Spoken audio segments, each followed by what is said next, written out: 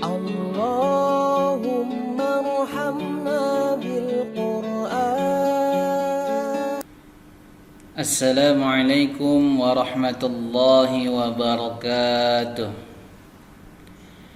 إن الحمد لله نحمده ونستعينه ونستغفره ونعوذ بالله من شرور أنفسنا وسيئات أعمالنا. من يهده الله فلا مضل له ومن يضلل فلا هادي له. أشهد أن لا إله إلا الله وحده لا شريك له وأشهد أن محمدا عبده ورسوله صلى الله عليه وعلى آله وأصحابه ومن سار على نهجه القويم ودعا إلى الصراط المستقيم إلى يوم الدين وسلم تسليما كثيرا. اللهم علمنا ما ينفعنا وانفعنا بما علمتنا وزدنا علما وارنا الحق حقا وارزقنا اتباعه وارنا الباطل باطلا وارزقنا اجتنابه. Amma ba'd. Ma'asyiral muslimin rahimakumullah. Segala puji bagi Allah yang telah memberikan kita nikmat iman. Itulah nikmat yang paling besar yang wajib kita syukuri. Allah Ta'ala berfirman, "Al-yawma akmaltu lakum dinakum wa atmamtu 'alaikum ni'mati wa raditu lakumul Islam dina." Pada hari ini telah kusempurnakan untuk kamu agamamu dan telah kucukupkan kepadamu nikmatku dan telah kuridai Islam itu jadi agamamu. Ibnu Katsir rahimahullah berkata, "Hadhihi akbaru ni'amillah." Ini adalah nikmat Allah yang terbesar pada umat ini, di mana Allah menyempurnakan baginya agama Islam ini, maka mereka tidak butuh pada ajaran lainnya dan tidak butuh pada nabi selain nabi mereka. Dan kita diperintahkan untuk bertakwa kepadanya sebagai bentuk syukur kita kepada Allah Subhanahu wa taala. Perintah takwa ini sebagaimana disebutkan dalam ayat, "Ya ayyuhalladzina amanu taqullaha haqqa tuqatih wa la tamutunna illa wa antum muslimun." Hai orang-orang yang beriman, bertakwalah kepada Allah dengan sebenar-benar takwa kepadanya, dan janganlah sekali-kali kamu mati melainkan dalam keadaan beragama Islam. Selawat dan salam kepada sayyid para nabi, nabi akhir zaman, rasul yang syariatnya telah sempurna, rasul yang mengajarkan perihal ibadah dengan sempurna. Semoga salawat dari Allah tercurah kepada beliau, kepada istri-istri beliau, kepada sahabat beliau, serta yang disebut keluarga beliau, karena menjadi pengikut beliau sejati hingga akhir zaman. Ma'asyiral muslimin rahimakumullah. Memang ketika Ramadan tiba, pintu surga dibuka dan pintu neraka ditutup. Setan pun diikat, dibelenggu, sehingga kita semangat beramal saleh dan maksiat semakin berkurang. Dari Abu Hurairah dalam hadis Nabi Muhammad sallallahu alaihi wasallam, "Idza jaa Ramadan," apabila Ramadan tiba, "futihat abwabul jannah," terbukalah pintu surga, wa ghulliqat abwabun nar, dan pintu neraka ditutup, wa suffidatis syayatin, dan setan dibelenggu. Dalam lafaz yang lain disebutkan, idza kana Ramadan, jika masuk bulan Ramadan, pintu-pintu rahmat dibuka, pintu-pintu jahanam ditutup, dan setan-setan diikat dengan rantai. Al-Qadhi'iyat menyatakan bahwa yang dimaksud adalah makna secara tekstual dan hakiki. Terbukanya pintu surga, tertutupnya pintu neraka, dan terikatnya setan adalah tanda-tanda masuknya bulan Ramadan, mulianya bulan tersebut, dan setan pun terhalang mengganggu orang yang beriman. Ini isyarat pula bahwa pahala dan pemanfaatan dari Allah, pahala dan pemaafan dari Allah begitu banyak pada bulan Ramadan ini. Tingkah setan dalam menggoda manusia pun berkurang karena mereka bagaikan para tahanan ketika itu. Namun Kenapa maksiat masih banyak terjadi di bulan Ramadan walaupun setan sudah diikat? Disebutkan oleh Abdul Abbas Al-Qurtubi rahimahullah, setan diikat dari orang yang menjalankan puasa, yang memperhatikan syarat dan adab saat berpuasa. Adapun yang tidak menjalankan puasa dengan benar, maka setan tidaklah terbelenggu darinya. Seandainya pun kita katakan bahwa setan tidak mengganggu orang yang berpuasa, tetap saja maksiat bisa terjadi dengan sebab lain, yaitu dorongan hawa nafsu yang selalu mengajak pada kejelekan, adat kebiasaan dan gangguan dari setan jenis manusia. Bisa juga maksudnya bahwa setan yang diikat adalah umumnya setan dan yang memiliki pasukan, sedangkan yang tidak memiliki pasukan tidaklah dibelenggu. Intinya, kejelekan itu berkurang di bulan Ramadan. Ini nyata terjadi dibandingkan dengan bulan-bulan yang lain.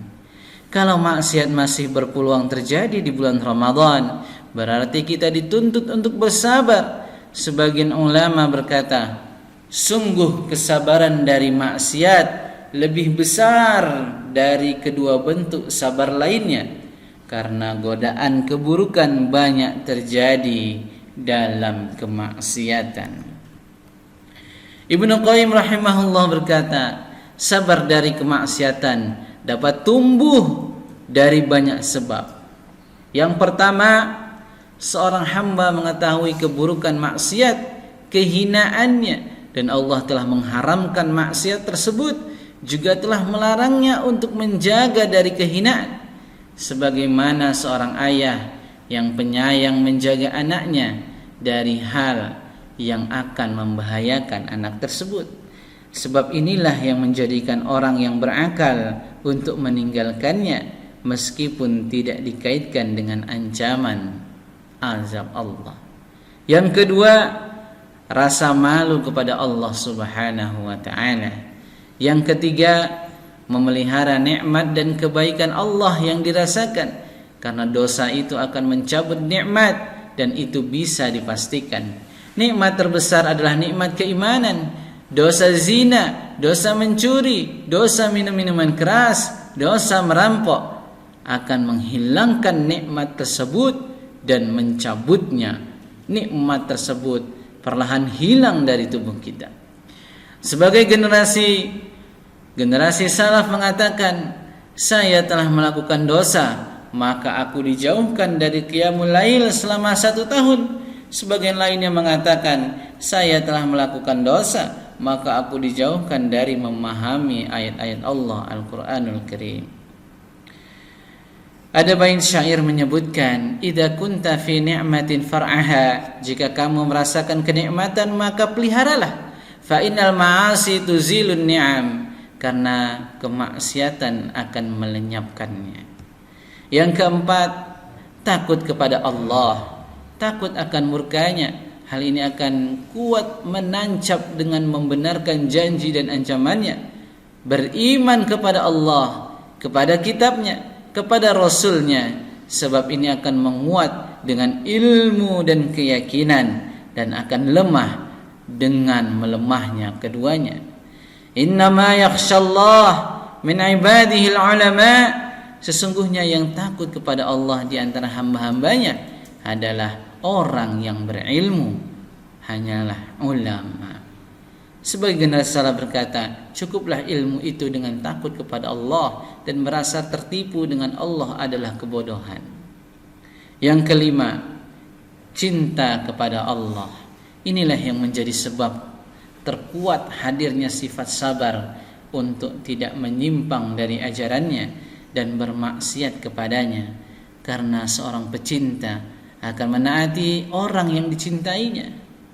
Kemudian yang keenam, karena kemuliaan jiwa, bersihan keutamaannya dan menjaga diri dari milih sebab-sebab yang akan menurunkan derajatnya, merendahkan kedudukannya, menghinakannya, dan menyamakannya dengan orang-orang rendahan. Kemudian yang ketujuh, karena kuatnya pengetahuan akan buruknya dampak kemaksiatan dan mara bahaya yang akan muncul setelahnya.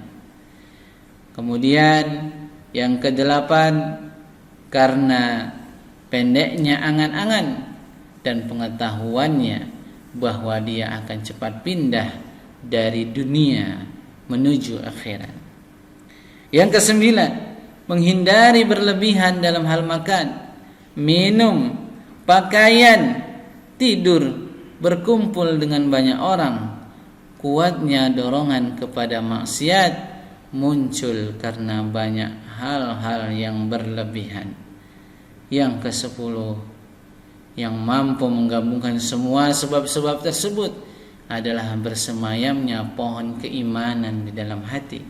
Maka seorang hamba mampu bersabar dari kemaksiatan tergantung kekuatan imannya. Setiap kali imannya lebih kuat, maka kesabarannya lebih sempurna. Jika keimanannya lemah, maka lemah pula kesabarannya.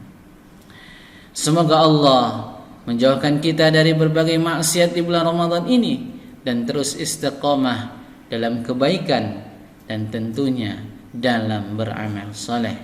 Barakallahu li wa lakum fil Qur'anil azim wa nafa'ani wa iyyakum bima fihi minal ayati wadh-dhikril hakim. Aqulu qawli hadza wa astaghfirullah li wa lakum wa lisairil muslimina min kulli dhanbin fastaghfiruhu innahu huwal ghafurur rahim. Alhamdulillahi rabbil alamin, wassalatu ala asyrafil anbiya'i wal mursalin, wassalatu wassalamu ala asyrafil anbiya'i wal mursalin, nabiyyina Muhammadin wa ala alihi wa sahbihi ajma'in. Amma ba'd, fa ya ayyuhan nas ittaqullaha ta'ala wa dharul fawahisha ma dhahara wa ma batan wa hafidhu ala ta'ah wa huduril jum'ati wal jama'ah wa'lamu anna Allaha amarakum bi amrin bada fihi bi nafsihi وثنى بملائكته بقدسه فقال تعالى ولم يزل قائلا عليما إن الله وملائكته يصلون على النبي يا أيها الذين آمنوا صلوا عليه وسلموا تسليما اللهم صل على سيدنا محمد وعلى آل محمد كما صليت على إبراهيم وعلى آل إبراهيم إنك حميد مجيد وبارك على محمد وعلى آل محمد كما باركت على إبراهيم وعلى آل إبراهيم إنك حميد مجيد اللهم اغفر للمسلمين والمسلمات والمؤمنين والمؤمنات الأحياء منهم والأموات